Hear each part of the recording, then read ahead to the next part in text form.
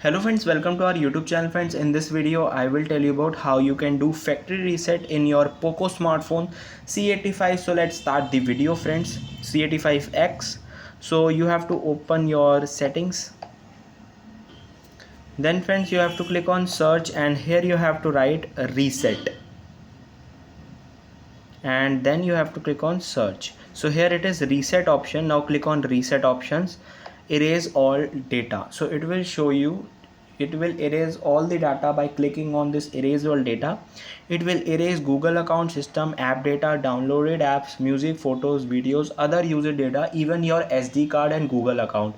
So backup all of these important things. If you have SD card, if you have any important photos, remove your SD card, backup, then erase all data. It will erase all the data in your smartphone and it will restart your this phone, and after that this can be undone. I hope you like this video. Thanks for watching.